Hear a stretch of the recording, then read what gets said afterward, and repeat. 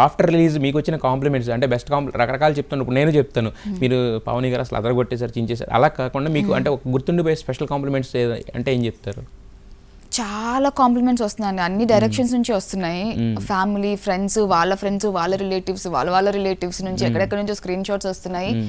ఒక పర్టికులర్ అని ఇంకా చాలా ఉన్నాయి. నేను కొన్ని స్క్రీన్ షాట్స్ తీసుకుని పెట్టుకున్నా. చాలా మంది లాంగ్ మెసేజెస్ పెట్టారు, ఇంత కష్టము ఇదంతా పెయిడ్ ఆఫ్, నీకు ఇప్పుడు మంచి పేరు వస్తుంది, మంచి బ్రేక్ వచ్చింది, చాలా మంది కనెక్ట్ అవుతున్నారు ఈ రోల్ అని చెప్పి ఇవన్నీ వస్తున్నాయి. స్పెషల్గా అంటే సినిమా రిలీజ్ తర్వాత సుకు సార్ నన్ను ఎప్పుడు కాల్ చేయమని అడగలేదు, మెసేజ్ చేశారు, సినిమా చూసాక కాల్ చేయి అని చెప్పారు. నేను ప్రీమియర్ తర్వాత సుకు సార్ కాల్ చేశాను. అప్పుడు ఏదో బిజీ టోన్ వచ్చింది. తర్వాత సుకు సారే కాల్ చేశారు అరౌండ్ 1 o'clock ఆ నైట్. కావేరి సినిమా చూసావా, ఎట్టా ఉంది అన్న.